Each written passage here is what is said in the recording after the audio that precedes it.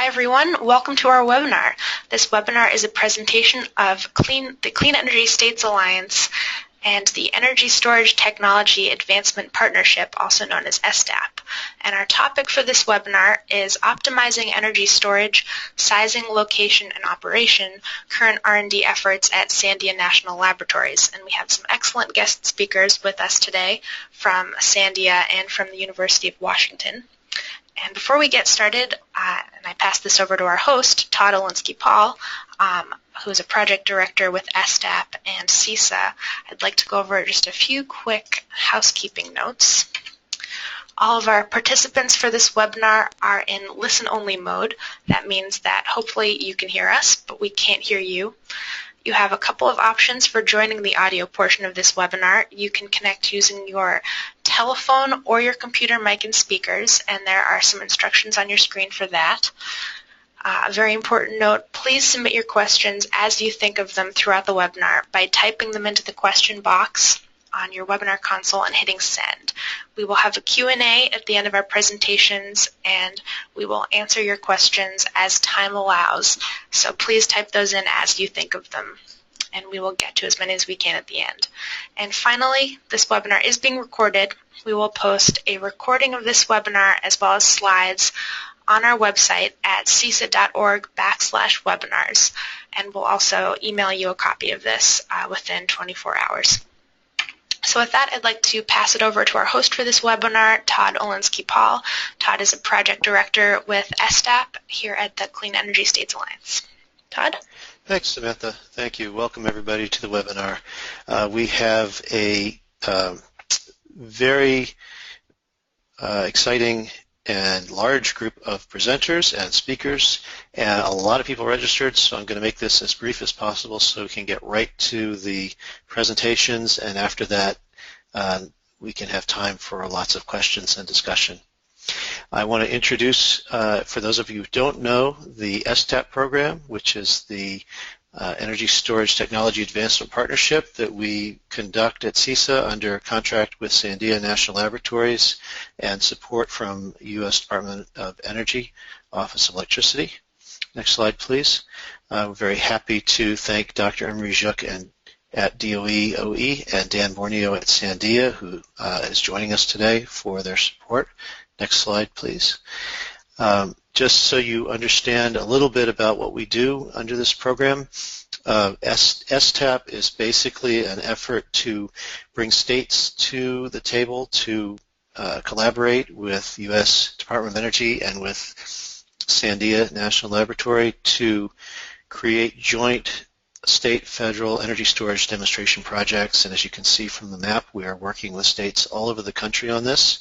We also provide technical and policy support to states that are developing energy storage policy and programs, and we also disseminate information on energy storage, such as this webinar and many others that we have. And I'm going to say right now, because we always get this question, yes, the webinar is being recorded. It will be posted in our archives after it's complete, both in its complete audio and video form and as a slide deck that you can download. So you can view any of our webinars in both of those formats at any time, and we have several years of webinars at this point in the archive. Next slide, please.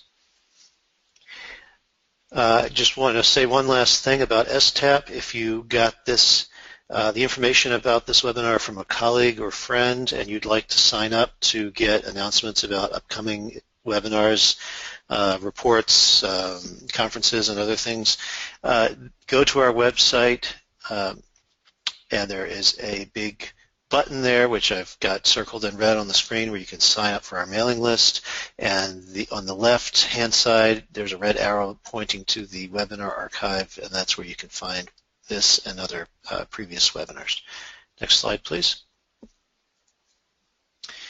Okay, so to introduce today's guest speakers, we have from Sandia National Laboratories, Dr. César Silva-Monroy, a senior member of the technical staff in the Electric Power System Research Group. He has 8 years of experience in the areas of power system operations and planning and renewable integration. His research focuses on applying novel computational techniques to increase the efficiency, reliability, and resilience of the electric grid.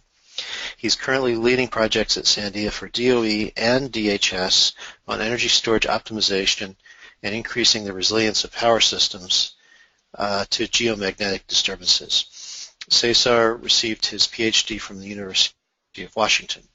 We also have Dr. Ray Byrne, a distinguished member of the technical staff at Sandia. He's been employed there since 1989. Ray holds a PhD in electrical engineering, control theory, as well as an MS in finance from the University of Chicago. He's the team lead for the Equitable Regulatory Environment Thrust Area in the Sandia Energy Storage Program. Following those folks from Sandia, we will have Daniel Kirschen, the Donald W. and Ruth Mary Close Professor of Electrical Engineering at the University of Washington.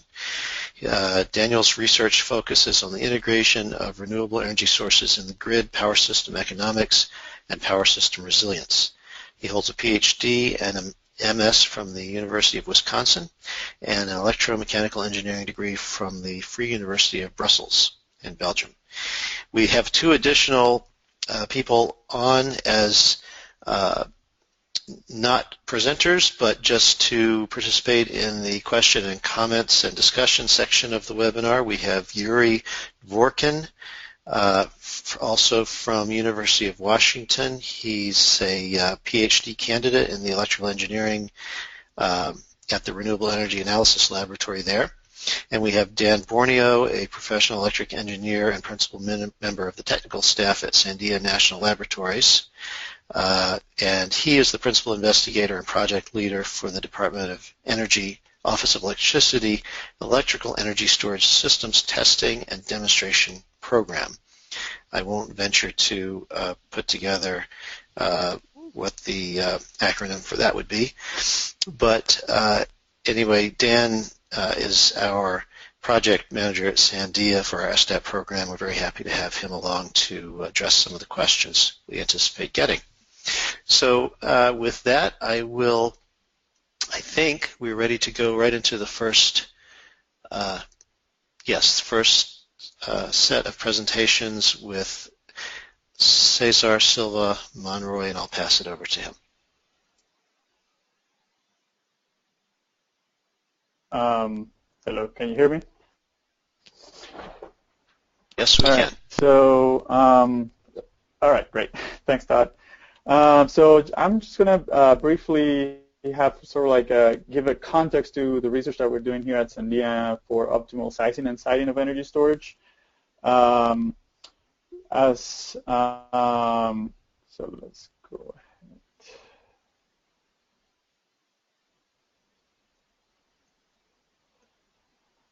All right, there we go. Oops.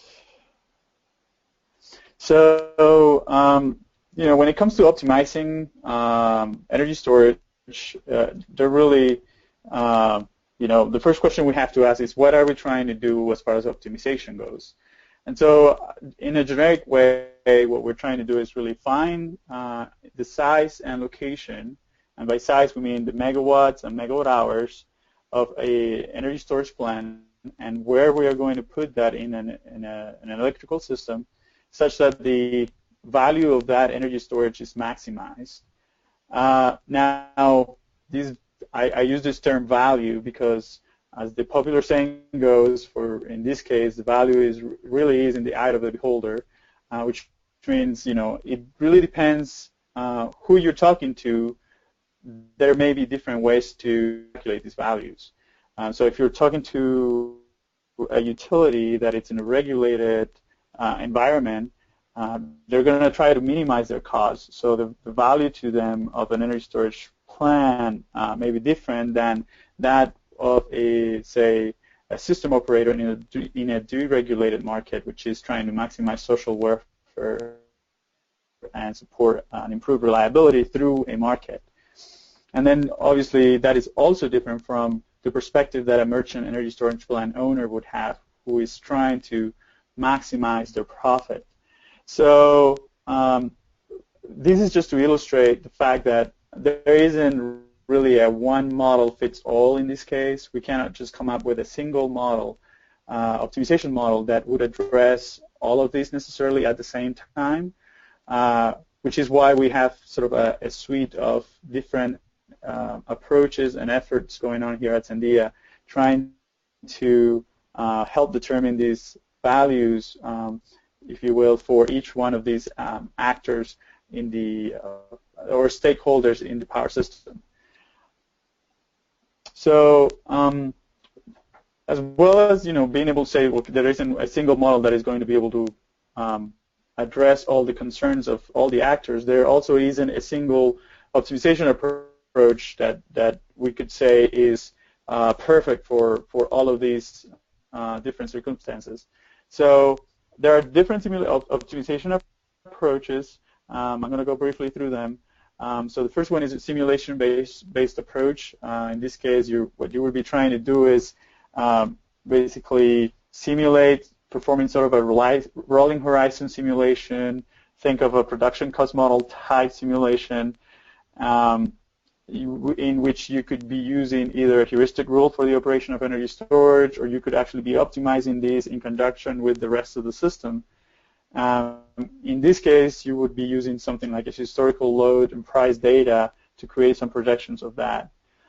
A different approach would be to actually formulate the optimal size and location problem as a mathematical program. And so if you're familiar with that, think of a mixed integer programming, linear programming, nonlinear programming, where you actually get a solution which has some bounds. So you actually have information about the quality of that solution.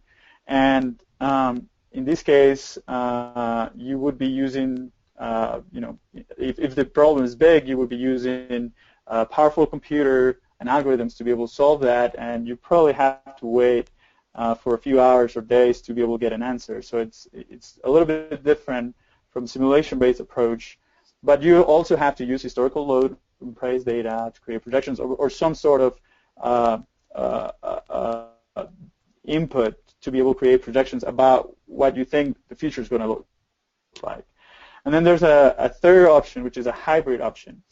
And in this hybrid option, you could formulate optimal location for single-day horizons, solve these for multiple days, and then iteratively discover what you think is going to be the optimal location first, then size, and finally what the optimal operation for the system would be to be able to get an idea for what the value of that storage plan is in that particular system. Here you also need some form of input to inform what either prices or demand or data are going to be in the future. And any of these approaches, I think they're valid, they could be valuable, they could give valuable information about the value of energy storage. However, they all follow this universal principle, which I think many engineers are familiar with, and it is garbage in, garbage out. If your assumptions are not in line with what the future actually is going to be, your evaluation is just not going to be useful at all. So that's something that, regardless of the type of model, you really have to be aware of. What are your assumptions? How are you how are you creating these projections about what the future is going to be like? So I'm now going to switch gears a little bit. I'm just going to talk about one of those approaches, or one of the tools that we have that fits within those approaches that I just mentioned. And it's a stochastic production cost modeling tool that we have developed here at Sandia. It's called Prescient, and it has we have added energy storage models to it, and it basically performs an optimization where the expected generation costs are minimized under uncertainty from load and renewable generation. And here I'm displaying examples of what those scenarios look like, or what that uncertainty description looks like for in the left for solar generation scenarios, and on the right for wind generation scenarios. And we use those to we can use those to quantify the impact of energy storage when we use these advanced stochastic tools. So one of the things that we're doing, and I'm going to wrap up here real quick, is we're comparing the benefits of using these stochastic optimization tools, which are research tools that could be coming in to utilities in the future to help them deal with the uncertainty from renewables, comparing that to what currently is out there, which is the deterministic tools that utilities have already, plus storage, to sort of see if we can manage the uncertainty from renewables better, and then how that's compared to stochastic tools. And then we're actually modifying this code to directly calculate optimal sizing and location of energy storage, given a budget for how much energy storage you can put in the system. And we're actually working towards releasing this stochastic production cost modeling tool as an open source. We're working through copyrights right now. And then we're always happy to discuss potential uses for the computational tools that will be presented here with stakeholders, utilities, ISOs, industries, other researchers. My email is in the first slide, so feel free to shoot me an email if you have an interest on collaborating with a test case from utilities or such. And we're always happy to do that with other people out there that are interested in learning more about the value of energy storage. So thank you. Okay, great. Thanks, César. We're going to go now to our second presenter, Ray Byrne. And while we're getting that slide deck set up, I want to remind folks that are on the webinar as audience that the reason that we are going fairly quickly through the slides, and I asked presenters to do that specifically to leave time to address your questions and comments, because I think that's often the most valuable way that we can present information, is to really respond to what people's questions are. So at this point, we've got 220 attendees on the webinar.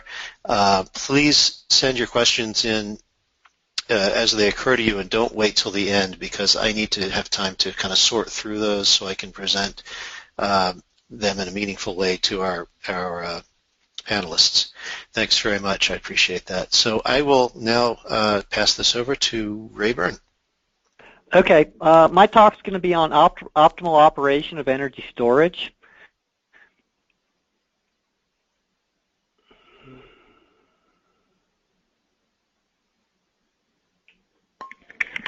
For some reason, the slide's not advancing. If you click on the slide in the webinar viewing screen, it should allow you to advance it. There you go. There's a slight delay, so. Okay, so there are two prevalent goals in energy storage, and this kind of dovetails with what César was talking about. One is to maximize return on investment or revenue to the owner of the storage plant, and the other common goal is to maximize benefits of the grid. Often these do not align, but that's a policy issue, so that's not something we're going to talk about. And there are two different basic use cases. One is in a vertically integrated utility, and the other is in a market area. And so this portion of the webinar is going to focus on maximizing revenue in market areas. So the approach that we take is a linear programming optimization. We use two different software tools, MATLAB and then Python-based tools, switching over to the Python-based tools more so than MATLAB now. But we typically look at the following revenue streams: arbitrage, and then arbitrage simultaneously with frequency regulation. And then we allocate charge to each activity to avoid double counting. So if you bid into the regulation market, you actually have to have the charge to provide the capability that you bid into. And so we typically look at maximizing revenue. We could easily incorporate cost data if it's available. A lot of times that's proprietary information. Other things we could incorporate are penalties for charge and discharge cycles. If you have a battery technology that maybe has a limited number of charge or discharge cycles, or doesn't do well at partial state of charge, you could incorporate those into the optimization. And right now we don't typically look at O&M costs, but they easily could be included as well. But one of the key aspects of our approach is that we assume perfect knowledge, and that assumes that you know the present, past, and future. And that's not realistic for a real control scheme, but it's the best you can do. So it basically gives you an answer that serves as a benchmark for other trading algorithms. And these are just some examples of some results that we've gotten with our tools. We looked at ERCOT data. We looked at every load zone for 2011, 2012, and 2013. We looked at arbitrage alone and then arbitrage plus frequency regulation. The table to the left shows the arbitrage results. The table to the right shows the arbitrage and frequency regulation results. And we used a typical plant size for the model. The system we modeled was a 32 megawatt hour, 8 megawatt system with 80% efficiency. And so one thing you'll notice is that frequency regulation pays significantly more than just arbitrage alone. And also the chart on the right shows what fraction of time you're spending doing frequency regulation and arbitrage. The QRU and QRD are the fraction of time that you're doing frequency regulation. So you're doing frequency regulation significantly more than arbitrage, and the revenue difference is about double. Another thing you'll notice is that for frequency regulation, it doesn't really matter where you're located. Whereas for arbitrage, there is some difference in location, but since ERCOT only has one market for frequency regulation, and most of your revenue would come from frequency regulation, there really is no impact on location. Now this slide shows some results from a PJM study that we did. We looked at 1 year of PJM data from June of 2014 to May of 2015, and we modeled a system roughly based on the Beacon flywheel plant, which is a 20 megawatt 5 megawatt hour system. We incorporated the pay for performance model in PJM. And one thing nice about this analysis is PJM actually provides historical data for the frequency regulation signal, so you can actually, calculate at each time step what amount you would have had to provide, either charging or discharging when participating in the frequency regulation market. And for this study, we also looked at arbitrage and then arbitrage plus frequency regulation. I only show the results for the arbitrage and frequency regulation because frequency regulation basically is the optimal thing to do, same as an ERCOT. The table on the left breaks it out by the capacity credit and the mileage credit and then how much for arbitrage. As you can see over the course of a year, basically 99.8% of your revenue would come from frequency regulation. And the table on the right kind of shows the same information, that percent QReg is a percent of time spent doing frequency regulation, and it's like 98% of the time. So doing arbitrage is not as profitable as frequency regulation. This chart shows some ISO New England results. We've been looking at several projects in ISO New England. Potential revenue streams there are arbitrage, and then reduction in the monthly network load, which reduces your regional network services payment, and then reduction in capacity payments to ISO New England, and that's based on reducing your annual peak load hour. And these two charts, or two plots, show the distribution of the monthly peaks and the annual peaks, what hours they occur in.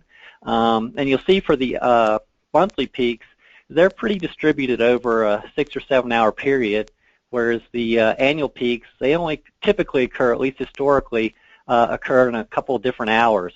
So having it, and your whole goal to maximize your revenue is to make sure that you're discharging during one of these peak hours. So additional capacity doesn't necessarily help you increase your maximum potential revenue, but it does increase your odds of hitting peak hours. So if you had a 1 megawatt hour system, you can only discharge during the 1 hour you think is going to be the peak, or maybe potentially discharge, recharge, and then discharge again on the same day. But your odds of hitting the peak are diminished, whereas if you have a multi-hour system, your odds are significantly increased of hitting these peaks. So as far as future work, we're looking at pay for performance models and other ISOs. We're also incorporating the cost of degradation based on charge and discharge profile. So if you have a system that maybe doesn't do well with partial state of charge or a large number of charge-discharge cycles, you can incorporate that in the optimization. We're also looking at algorithms that don't rely on perfect knowledge, and we're adding additional revenue streams to the optimization. We're also working to get the PIOMO code published on the Sandia website. We're working through the copyright issues right now. But since it's Python-based, it would basically be free open source code that would be available to anyone interested in doing energy storage modeling.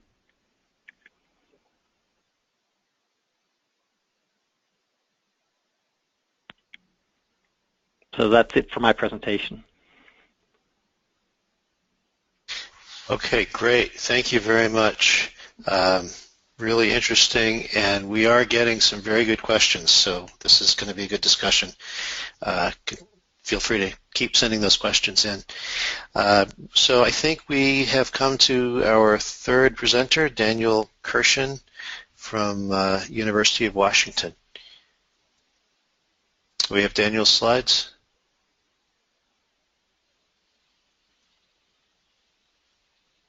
There we go. Okay, Daniel, take it away.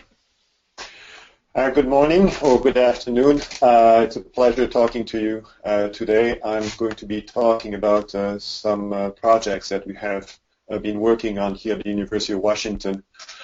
As has already been mentioned, energy storage can be used for a number of functions in energy in the electrical grids: arbitrage, congestion relief, ancillary services, and congestion mitigation. I'm going to focus on energy arbitrage and congestion relief in what I tend to put together as a spatio-temporal arbitrage. I think it's very important, and as a couple of speakers already mentioned, to say there, it's important to take into consideration which perspective we are taking when we look at energy storage. Are we taking the perspective of the system operator, or are we taking the perspective of an energy storage owner who is trying to maximize its profits? So because the objectives of these two actors are different, the system operator is supposed to support reliability and maximize welfare using the storage, while the energy storage owner will try to maximize its profits and, of course, try to recover its investment. From a system operator's perspective, they are still trying to figure out how much value the installing storage would bring in terms of operating the system. While from an energy storage owner perspective, they are concerned about, are there going to be sufficient revenue streams?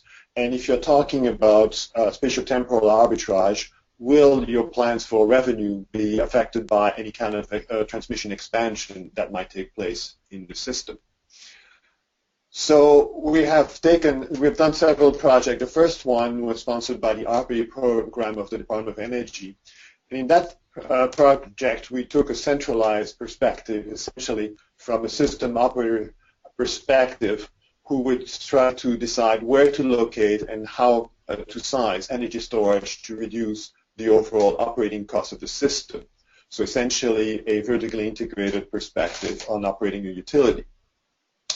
So we formulate this as an optimization problem where the objective is to minimize the operating cost and the investment cost in energy storage. And this optimization problem is obviously subject to several constraints on system operation, both in terms of generation and the operation of the transmission network, constraints on what our batteries can actually do, and also constraints on investment in energy storage. And in this modeling, we took into account the stochastic nature of the renewable generation. And we tested this optimization on a model of the WEC system, so we were able to do these calculations on a relatively large system. So some key results, you can see on this graph, the power rating, the optimal power rating that would be installed in the system for the case where we assume the investment cost is relatively low. The first column corresponds to we decided to install storage at only one bus. Second, where we allowed 5 buses, and then 10 buses and 15 buses. So you can see that if you allow the optimization to install energy storage at more buses, it's going to affect the power and also the energy rating. But you can also see that the total power rating installed at the different locations tend to gradually saturate as you add more possible locations. Another result is, well, fairly obvious. If instead of having a low investment cost like we have on the left-hand graph, you have a high investment cost on the right-hand graph, well, you can see that the optimization will obviously install a smaller number of large energy storage systems. This next project we did was considering a mixed perspective where we have a distribution system operator, in this case Snohomish Public Utility District number 1, which has installed some batteries and is willing to share the use of these batteries with the transmission system operator, in this case the Bonfiller Power Administration. And the idea is that the Snohomish PUD would use the batteries for operating its distribution network, but might be willing to let the unused capacity be used by BPA to reduce for congestion relief in a transmission network.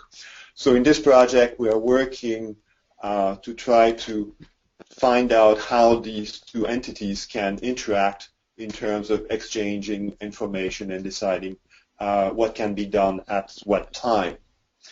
Because obviously the fact that batteries are energy limited create things more, create some difficulties. The third study that we're carrying out in collaboration with Sandia has to do with trying to take a mixed perspective where we still do the optimization from the perspective of a centralized system operator, but with the idea that these batteries would be owned by merchant entities that are trying to make a profit on their investment.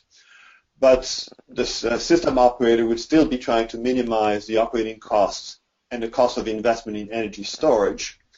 This optimization would still be done subject to operating constraints, but we would add a constraint that these merchant owners of storage would have to make a profit, a sufficient profit to justify the investment. So in this case, we carried some studies, and you can see the investment that would be made in energy storage on this graph. You can see on the left column, circle in red, shows what would be done if it's done without guaranteeing a profit to the energy storage owner, while the column on the right corresponds to the case where we guarantee that the energy storage owner would make a profit. And you can see that when we guarantee the profit, a little bit less storage is installed, and it's also installed at more diverse locations. Obviously, in this case, again, if instead of considering a low investment cost, we increase progressively the investment cost, that also tends to affect the location and the amount of storage that is being installed. And the fourth case that we are considering is really the full market-based operation where an energy storage owner is trying to decide on which locations to install batteries and how big they should be, while the system operator is incorporating these batteries in the operation system in a way that minimizes the overall system cost. So this translates in a much more complex optimization problem, what's called a bi-level optimization problem, where the energy storage owner tries to maximize the difference between the lifetime net revenue that it gets from operating in storage minus the cost of investment in storage, while the system operator tries to minimize the operating cost plus the cost on whatever investment in transmission expansion might be justifiable. And again, this optimization takes into account the same kind of constraints that we have discussed before, including the constraint on ensuring the profitability of investment in storage. So the result of this optimization is siting and sizing decision for a profit-seeking energy storage owner, which are robust to transmission expansion decisions. So in summary, we have been looking at this issue of siting and sizing storage from different perspectives. And if we go from left to right, we go from a perspective that ignores completely what an energy storage owner might consider. And if we go again from left to right, we go to something that considers much more accurately the economic sustainability of energy storage and its applicability in a market environment such as California ISO. And unfortunately, that results in much higher modeling complexity and much more difficult to solve optimization problems. So in conclusion, we can go back to high school and do a Venn diagram where we try to compare 10 locations for installing batteries. So in the circle in red, you can see where the locations would be for the centralized case. In the circle in blue, it's for this mixed energy storage owner system operator's perspective, while the green circle is the pure perspective of the energy storage owner. And you can see that only 3 locations are the same for all 3 cases. And that case 3 and 4 have only 7 out of 10 common locations, which underlines the fact that it's absolutely essential to take into account the right perspective when we explore potential location for energy storage. So this concludes my presentation. Okay, great. Thanks very much to all of our presenters. We have a lot of very good questions, and I'm pleased to say we have some time to address them. So some of these are directed to a specific presenter, and some of them are just general questions, and feel free to jump in if you have something to add. First of all, somebody has asked, and I think this is really essential, can we provide the URL of the energy storage analysis tool / software system on the Sandia National Labs website? So I guess the question is are the tools that have been described here available now? If so, do we have a URL that we can provide to people? And if not, do we have an idea of when it would be available? And are there other tools that are currently available that we could provide directions for people to get to? This is Ray. Right now, we do have some tools on the Sandia website, but the Python tools we use for our studies are not quite yet posted yet. We're going through the copyright process, so it should be another month or 2. And then César, do you want to comment on Prescient?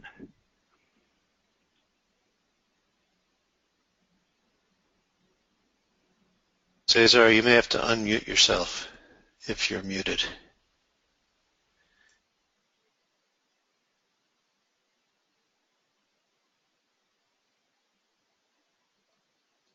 Okay, I'm not hearing César, so I'm not sure what's going on there. Can anybody else speak to this? The university of Washington, we have some tools, but they are not exactly production quality yet. Okay.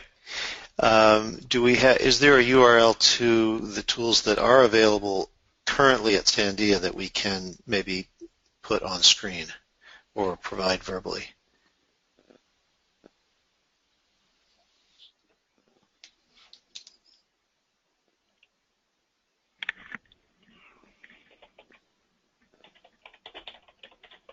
Okay, I think somebody's looking that up. So let's go on, and we'll come back to that question. It's www.sandia.gov/ESS. Okay, very good. Terrific. Maybe, Samantha, maybe you can add that to our final slide for people. Okay, so, and Ray, if you could just use the chat function to send that to Samantha, that would be great. All right, can somebody give a more thorough description of Prescient? The questioner says Stochastic covers a wide range of approaches. Yeah, sorry about that, Todd. My connection dropped after the first question. So yes. So what we're using there for solving the stochastic problem. So let me see if I understand the question. Stochastic. What we mean by the stochastic production cost modeling is that we have a production cost model tool that is able to, using historical load and wind and solar generation data for their forecasts and actual values, it's able to generate scenarios that appropriately describe the uncertainty of those sources. And by appropriately, I mean like mathematically correctly calculates the uncertainty of those and then describes that using scenarios, which I showed earlier. Then we use we formulate the stochastic program. If the person that asked the question is familiar,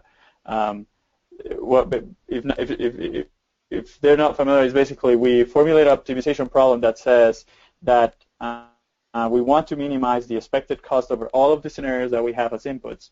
And then we solve that using a decomposition technique called progressive hedging, which allows us to solve the problem rather quickly, even though it's a very large and difficult problem to solve.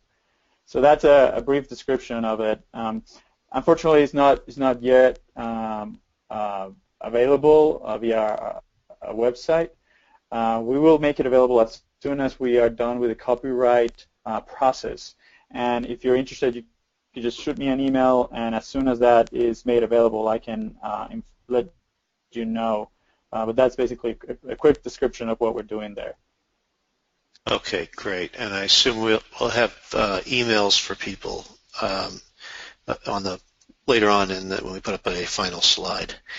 All right, here's a question. The person says, great work. I'm now aware of 3 models to support storage/microgrid design: Homer, Dvorkin, and Prescient. Can we hear a quick review of the differences and pros, cons? Anybody want to try comparing those 3? Sure, I can give it a try. So I'm familiar with Dvorkin, and I think I'm familiar with Homer. So those 2 tools try to come up with optimal. So they try to optimize the resources that you have at your disposal in a microgrid by doing an analysis of several things. One is, what are your local loads? What is the electricity supply that it's available to you, and what is the cost associated with that? And sort of like also, what are your reliability goals with that microgrid? And based on that, you formulate an optimization problem, and you solve it, and it will tell you, okay, so you need this mixture of resources in your microgrid. Prescient is different in that we're not really trying to come up with a topology at this point. We're not really trying to come up with a topology of a microgrid. What we're really trying to do is just mimic what think a product like Plexus or Promote does, but using a stochastic optimization instead of just a single deterministic optimization. And the goal of Prescient really is to promote the use of these stochastic tools as opposed to helping in the design of microgrids. So I think there's some differences there. I think there are also differences between Dvorkin and Homer. There are some nuances that I may not be familiar with, but I think Prescient, at least in its current form, it's very different from those other 2 tools that were mentioned. Okay, great. Next question is, does the model assume that a battery can successfully bid into the regulation markets at will? Is there any representation of competition in the regulation markets? I'm guessing that's a question for Daniel.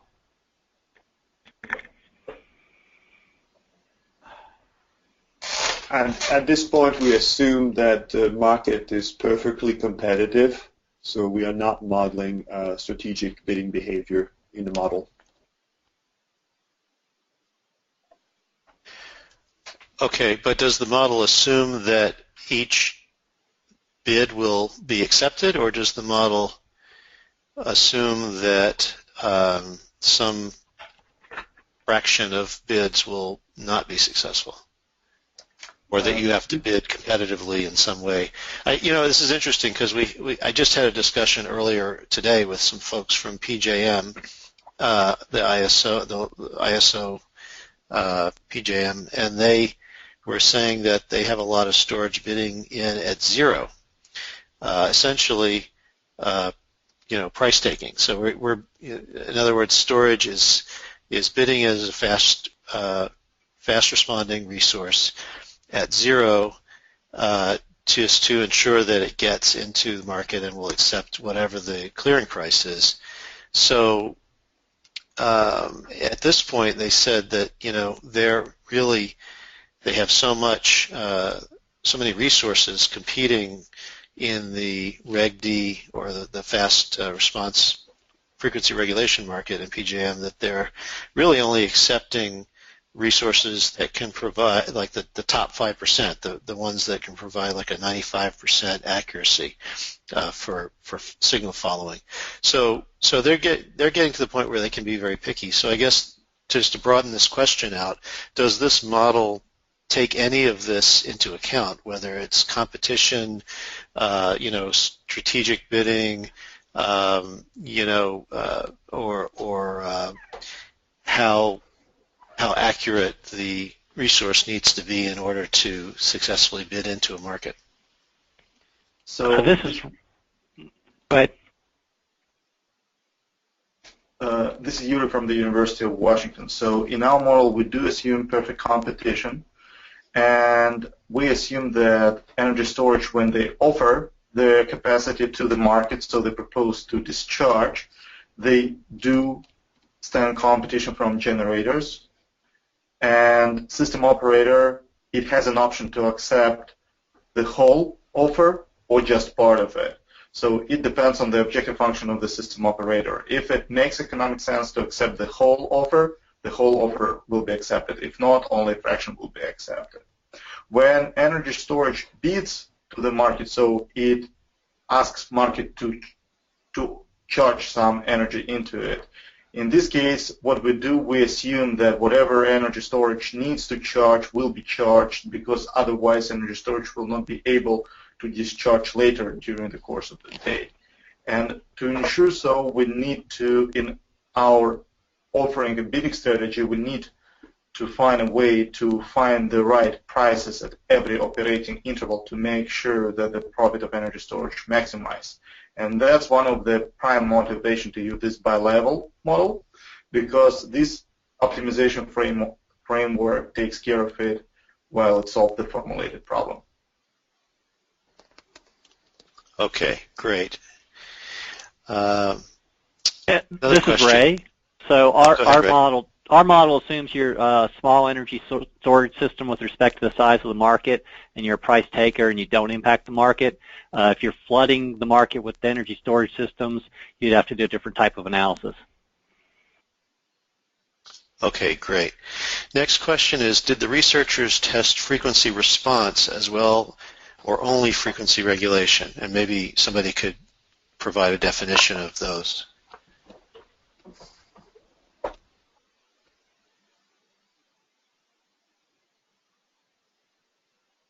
Anybody want to take that? Well, I guess the difference is in the time scales. Primary response is assumed to be within seconds or on the minutes time scale when it's in response to a sudden loss of a big generator or a big load. And that's our ongoing work. It's work in progress. We don't have firm results on energy storage participation in providing this particular service, and one of the problems is that in many interconnections, primary response is not a market trade service, so it's very difficult to justify usage of newly installed energy storage for it, because that would require some bilateral long-term agreement between energy storage owner and the system operator. With respect to longer time scales, that would be normal regulation. Our model can be extended to account for it, and that's also something that we are working on right now. Okay, great. Somebody else wants to know, for PJM results, what energy storage settings did you assume? For instance, is the cost based on a 1 megawatt battery with unlimited charge and discharge cycles? Okay, so for the PJM analysis, we assumed a 5 megawatt hour, 20 megawatt system. So basically you provide 20 megawatts for 15 minutes. We assumed, I think it was 85% efficiency and a 2% loss hour over hour. And I think that's all the parameters you need. Okay, thank you. Another question. With regard to the speaker's comments that frequency regulation is more valuable than arbitrage, isn't that statement related to the limited energy capability of the storage being modeled, i.e. batteries? If you modeled a larger energy storage capability, say 24 hours of storage, wouldn't that mean arbitrage would be more valuable than frequency regulation? It appears clarification of the comment of the relative value of frequency regulation versus arbitrage should be clarified. And okay. While you're speaking to that, if you could just define what you mean by arbitrage, that would be helpful too. Okay, so arbitrage is just buy low, sell high. And as far as comparing the two, we're using the same plant size for both sets of analysis. So if you have, then the plant size we were using was a 32 megawatt hour, 8 megawatt system. So basically you could charge or you could discharge 4 hours at 8 megawatts. And so it's an apples to apples comparison. Given the same plant doing arbitrage or the same plant doing arbitrage and frequency regulation, the optimal policy was to do frequency regulation the majority of the time, and you made 2 to 3 times more revenue. So I would argue that, frequency regulation is more profitable than arbitrage, given that it was an apples-to-apples comparison. Even if you were to make a case for a longer duration storage, would that still hold? I think that was the question, was if... Yeah, so I think that I agree with Todd, that the question depends on how you frame it, but so let's assume that you were to make this energy storage a lot bigger in terms of the energy capacity. It's still the way it's operated will be influenced by the market clearing prices for those two products, right? So if you can make a lot more money doing frequency regulation because the clear prices from the market are higher, where you're going to be spending the majority of your energy and time just because of how it compares to the prices of wholesale energy, right? So the real issue is how do the market prices compare in terms of the energy prices and the frequency regulation prices. That's what's going to end up driving the way that the energy storage is operated, much more than the size. I agree that the size may have some influence on the way it will be operated. Say if you were to make the energy storage very, very small, obviously you wouldn't be able to do arbitrage. So in that case, or even if you can do only arbitrage for a couple hours, then your arbitrage opportunity is really limited. But once you reach these higher numbers, I believe that the number used for this study was 10 hours in terms of the energy to power ratio. The influence of the size of energy storage making it larger will be relatively small. I don't know. Ray, do you want to add anything? Yeah, I think I see where the question is coming from. So I do agree that maybe if you increased it from a 4-hour to an 8-hour system, you could potentially increase the arbitrage revenue, and you wouldn't have much impact on the frequency regulation revenue. So there might be some point where they become more equal, but that's basically because you're adding more capacity that you're not really using for the frequency regulation component of it. And you're also spending a lot more money to get that extra capacity.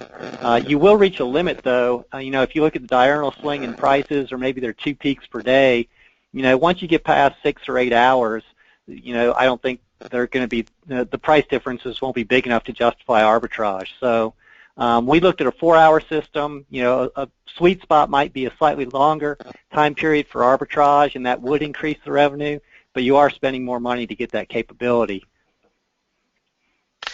Okay, thank you. This is a question for Ray.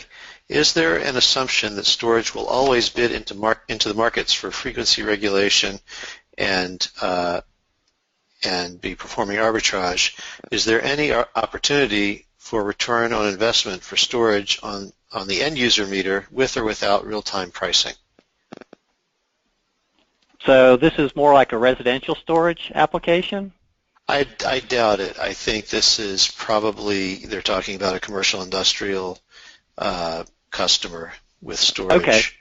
So that's not what we looked at, but I do agree that that's another big opportunity for energy storage, especially for industrial customers who basically have their bill tied to maybe a peak usage, and if they can reduce that peak usage, there can be significant savings. In California, they're selling refrigerator-sized energy storage systems for basically home users or small commercial applications. But yes, I do think that is a big opportunity for energy storage. Okay, and this question kind of follows up on that. Do the researchers anticipate applying these tools toward analyzing customer-sited storage applications, enabling optimal siting and use cases? I guess part of the question is, would these tools be appropriate for that? I think it really depends. At this point, all we've presented here is really targeting the transmission level applications. I think behind the meter type applications require a little bit of a different analysis. You perhaps you wouldn't be so worried about things like competitive markets, and so having some of these complexities for that type of analysis would be probably overkill. So I think that probably answers the question. We're at this point we're really targeting transmission level models. Okay. I think it is our plan to in the future look into the distribution type cases, but at this point these tools aren't really set for that.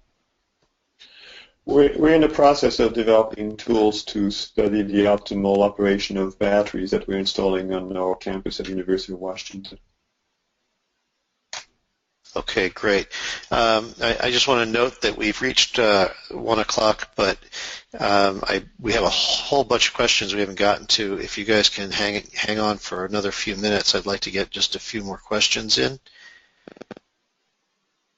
Can we do that? Sure. Yeah. That works for me. Okay. So this is an interesting one. How does frequency regulation support impact the life cycle of the storage equipment? And I guess we might need to talk about what specific type of storage equipment we're talking about here. So it can have a big impact depending on what type of energy storage technology it is. Some batteries, like lead-acid batteries, really don't like to hang out at partial state of charge. So if you do hang out at partial state of charge, you'll quickly kill the batteries. Other technologies, you might have a finite number of discharge cycles and charge cycles. Yes, it does, and we're starting to look at that, trying to figure out how to incorporate that in the optimization so that you can assign a cost basically to the damage you do to the battery depending on what type of charge-discharge profile you'll be seeing. Okay, so this next question, I think... I want to add there that... Yeah, go ahead. I just wanted to add that modeling of those phenomena, it's really complex because it really varies between the different types of electrochemistries that you see for batteries. And on top of that, you not only have batteries as energy storage mediums. You could also have electromechanical, such as flywheels and such. So trying to model that, it's a really difficult exercise. But I agree with Ray that that's an aspect that we should be looking into, and we are looking into here at Sandia. Okay, so I don't know if this next question, you may have just answered this, but the question is, what effect does the battery life have on how bidding is modeled and assumed number of charge discharges? So if I understood you correctly, at this point, that's not being considered in terms of modeling? Yes, for the stuff I'm doing, this is Ray, it's not being considered. It could be added, and we're working on adding it. Okay.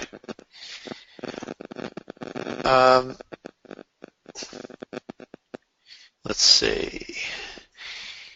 What is the life expectancy of a battery?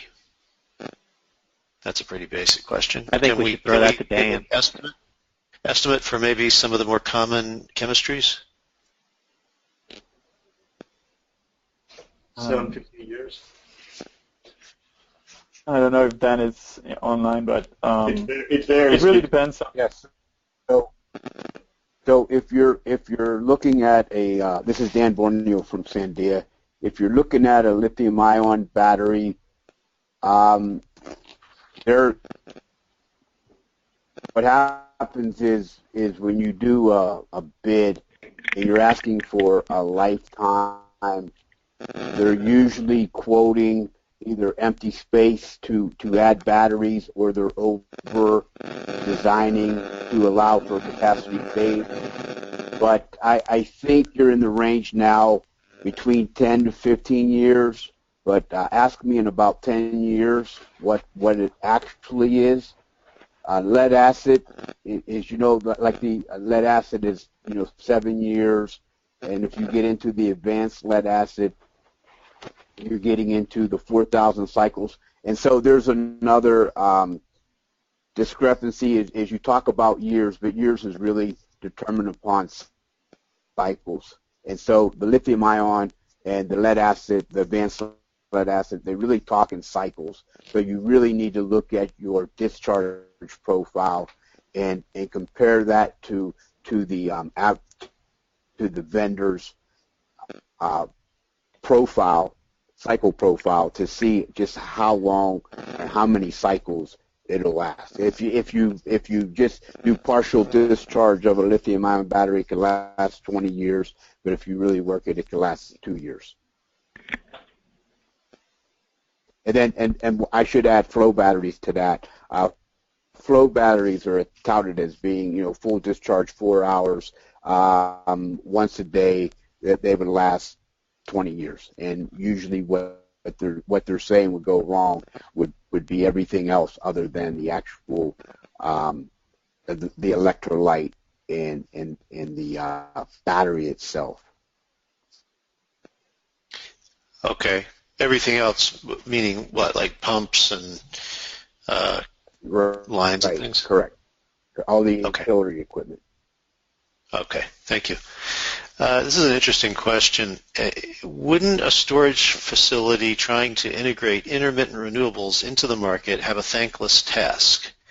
If the storage has to accept renewable energy when it is inconvenient with regard to market prices at that hour, or has to generate to empty storage so as to be ready for the next wave of renewable energy, possibly during hours when market prices are low, isn't a storage owner at risk of not being able to monetize its storage service because the storage is taking the hit for integrating intermittent renewables with market prices?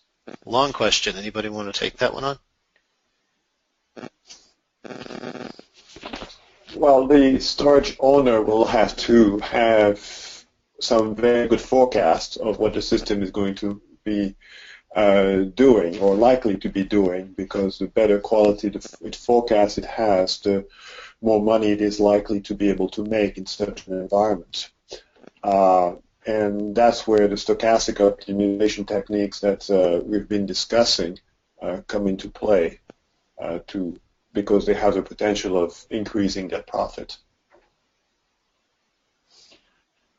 Okay, This is great. Dan Borneo. So the answer is yes, it is a trick. And the Sandia, we are working at developing the algorithms to try to solve some of the complexities of stacking applications, if you will. Okay, thank you. Well, I think we're getting to the point where we probably need to wrap this up. We've gone a little bit past the hour. I apologize to folks whose questions may not have been addressed. We got to as many as we could. And I think that, Samantha, if we could put up some information about where people can find more information or who they can contact, thank you. So I want to thank our presenters and speakers and invite everybody to join us for future webinars. Do we have a list, Samantha, for upcoming webinars? We do. We also have many more than this one coming up. This is just one related to resilient power and energy storage that I thought people would be interested in. But a full list is online at cisa.org/webinars. Okay, great. And as we noted earlier, if you want a copy of the slides or if you want to review this in its entirety, it will be archived shortly at our website. Okay, thanks again, everybody, and hope to see you next time.